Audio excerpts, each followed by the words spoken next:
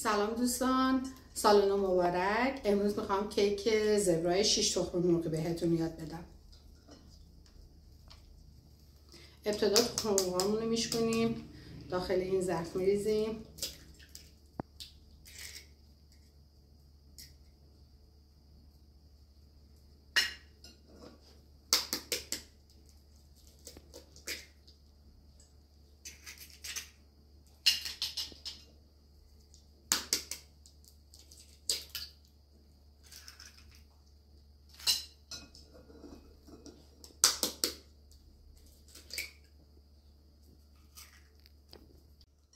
خب تخم مرغمون رو به مدت 3 دقیقه میزنیم تا حسابی کرم رنگ بشه و پفدار. بعد پودر قندمون رو بهش اضافه میکنیم و میریم برای مرحله بعد.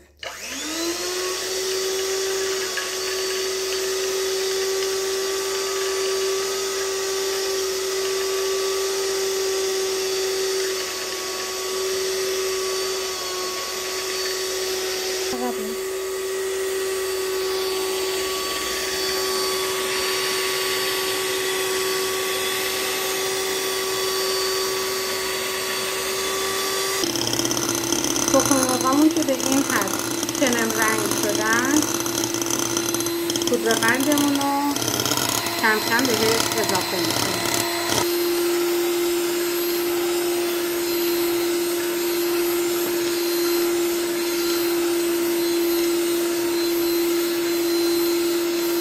در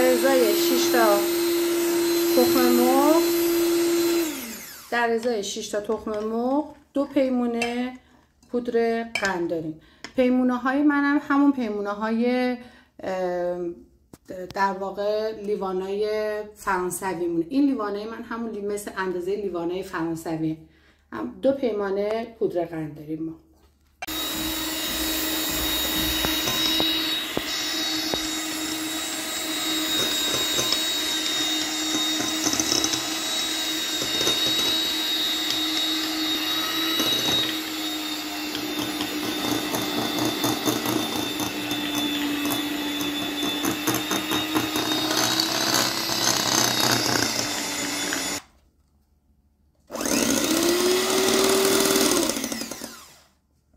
بعد از پودر قند در ازای 6 تا تخم مرغ 2 تا لیوان روغن اضافه میکنیم، همون پیمانه‌ای که گفتم.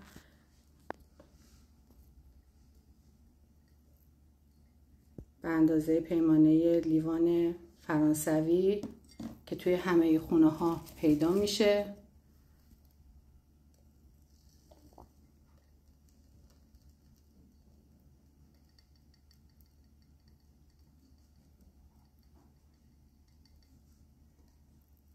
این کیک بافت بسیار عالی داره و فوق العاده خوشمزه است. برای در طول هفته میتونید درست کنیم و نوش جان کنیم. دوستان این کیکی که ما الان درست میکنیم، من توی این قالب درست میکنم تقریبا حدود 27 در 40 سانتی متره که من معمولا که اندازه میزنم برشام انقدری هستش. 25 تیکه تقریبا حدود 7 سانتی در 5 سانتی به من میده. 25 تیکه میشه. یعنی شما اگر یک مهمانی داشته باشین برای 25 نفر کیک برش های انقدری در انقدری میتونید شما برش های تیکه های خوب، حالا من برشش رو میزنم شما میتونید ببینید، 25 تیکه کیک خوب میتونید برای مهمونیتون داشته باشید. الان اینجا من وانیلمو با بیکینگ پودرمو توی این میریزم، پودر کاکائو اونجا میریزم که میخوام آب و قاطیش کنم. مامان یکی از مشتریامون وقتی که فیلممون رو دیده بود ازمون سوال پرسیده بود که چرا شما وقتی که میخواین برای کاکائو رنگ کاکائو آب رنگ درست کنید، یعنی رنگ کاکائویی درست کنید، چرا بهش آب اضافه میکنید؟ به خاطر اینکه اگر میخوایم به 2 قسمت تقسیمش کنیم، اینو آبو اضافه میکنیم اینجا. اگر آبو توی این اضافه نکنیم و اینجا به این صورت درستش نکنیم، بخوایم توی این بزنیم، این دلمه میشه و خراب میشه. آبو اینجا اضافه میکنیم، به شکل یه مایه این شکلی درش میاریم. بعد خمیرمون که اینجا درست شده رو توی این قاطی میکنیم و به شکل خمیر زبرا درش میاریم. به این صورت درستش میکنیم. چقدر آب باید قاطی مقدار آب باید خیلی کم باشه، در حدی که این فقط از این حالت پودری در بیاد. نباید آب زیاد اضافه کنیم، آب باید کم اضافه کنیم. مثلا بعضی وقتا تا بار شده من خودم که میخواستم تنهایی کیک درست کنم، آب خیلی کم اضافه کردم و مثل اینجا الان یا حالت خمیر گرفته. الان بازم آب رو اضافه کنم، یه ذره دیگه آب اضافه میکنیم. فقط این که باید بدونی که آب رو نباید آب بیشتر از این آبی که داریم اضافه کنیم. یعنی که یه آب اضافه تر از حدی که توی دستور کیکتون هست اضافه کنیم، به خاطر اینکه که حجم کیکتون خراب میشه، کیکتون خمیر میشه. از همین مقدار آبی که دارید برمیدارید و اضافه میکنید. به غیر از این ور نمیدارید آب دیگه اضافه کنید. از آب روی دستور کیکتون کسر میکنید و به این مایه در واقع شکلاتتون اضافه میکنید. حدوداً 1-2 تا قاشق چایخوری باید از 4-5 تا قاشق چایخوری اضافه میکنید تا این درست بشه. الان من اینو درستش میکنم. این که درست شد بقیه آبو میریزیم توی این. اول این آبو درست میکنیم. این الان هنوز آب نیاز داره. برای ما مهم نیستش این حالا چقدر آب مصرف کنه، چون در هر صورت میره توی خمیر کیک و میره توی فر. به پف کیکمون هم ربطی داره؟ برای پف کیک اگر از آب استفاده کنیم توی کیک ها خیلی بهتره، به خاطر اینکه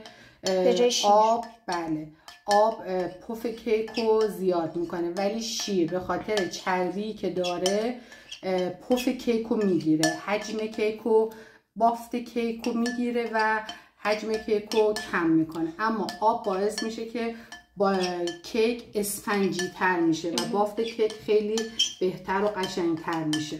حالا از نظر شما که یه قنادی انواع و اقسام کیک ها رو امتحان کردی، ما اگه توی کیک هامون از نظر پفش بهتره، ولی اگه بخوایم توی کیک هامون شیر بریزیم خوشمزه تر میشه یا آب بریزیم؟ خب قطعا شیر خوشمزه تر میشه به خاطر اینکه چربی که داره، ولی آب پف بهتری به کیک میده. من خودم شخصا کیکایی که با آب درست میکنم و بیشتر دوست دارم و اینکه چون پف بیشتر میکنه، حجم بیشتری میده، اسفنجی میشه، من خودم شخصا با آب بیشتر دوست دارم. خب الان 2 تا پیمونه در ازای 6 تا تخم مرغ، 2 لیوان روغن، 2 لیوان آب اضافه میکنیم و 4 پیمانه آرد. همه اینا رو من توی کپشن دوستان می نویسم براتون. و 2 قاشق مرباخوری بیکینگ پودر، 1 قاشق مرباخوری هم وانیل. همه رو توی کپشن براتون می نویسم که داشته باشید و بدونید که راحت بتونید کیکتون رو درست کنید. توی این مرحله به هم زدن زیادی نیاز نداریم. آب رو کم کم اضافه میکنیم.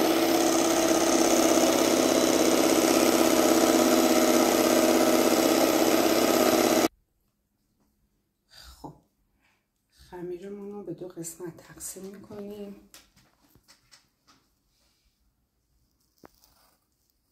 یه بخشش رو شکلاتی میکنیم و یه بخشش رو سفید، یه بخش بیشترش رو سفید نگه میداریم. بستگی به ذائقه داره که شما شکلاتی بیشتر دوست داشته باشین یا سفید. مامان اگه بخوام کل کیکمون شکلاتی باشه اون وقت باید چیکار کنیم؟ کلا شکلات و کیک کلا شکلاتی میکنه دیگه. اون وقت مجبور نیستین که شکلات رو اینجوری سوا درست کنیم. یعنی باید شکلات توی یه ظرف جدا درست کنیم بعد بریزیم توش. کلا میریزیم توی خمیر. ولی آب رو همیشه قاطیش میکنیم اول. به همون یه دونه ته دادنش هم با این دوتا یاد میدی؟ بله. آخر سر.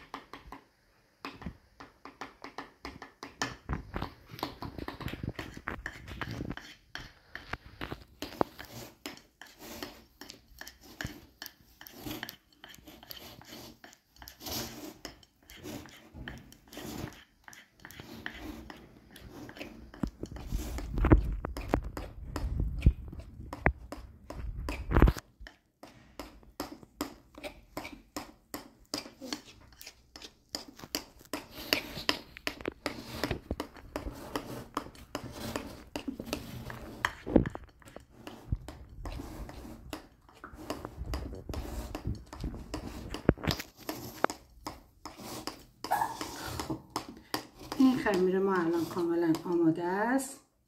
یه بافت بسیار اسفنجی و عالی به دست اومده. حالا میریم برای اینکه دوتاشو با هم دیگه قاطی کنیم. ابتدا در مرکز سینی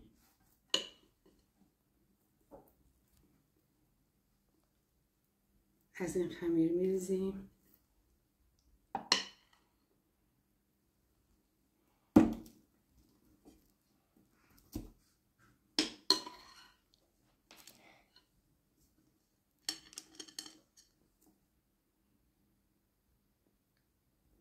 کف این که قالبمون رو باید با روغن چرب کنیم، درسته؟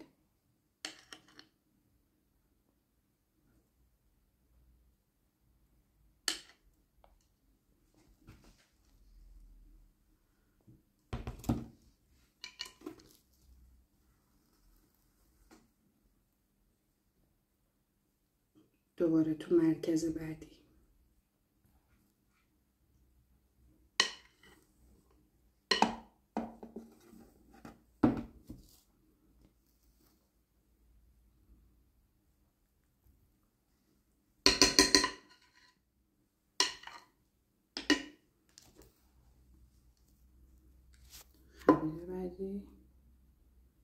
به همین ترتیب تا آخر، تا خمیرامون تموم شه.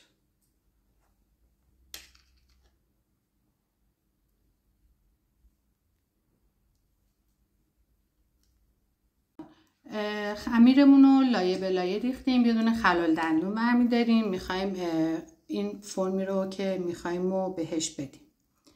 از یک طرف به این صورت میکشیم، دوباره از طرف بعدی به این شکل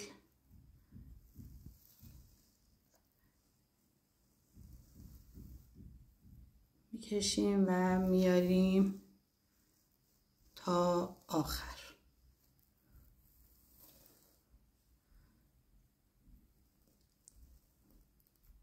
این به این صورت کیک ما فرم میگیره.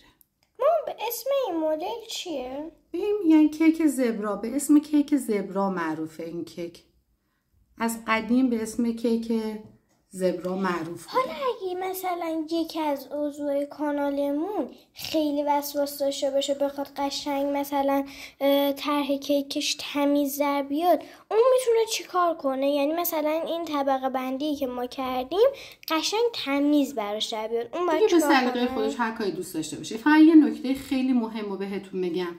بعد از اینکه طرح کیکتون رو انداختین، به خاطر اینکه کیکتون حباب نزنه و اینجوری وسط کیکتون باد نکنه، بغل کیکتون پایین نره، بعد از اینکه این کارو کردین، کیکتون رو 4 بار 5 بار به این صورت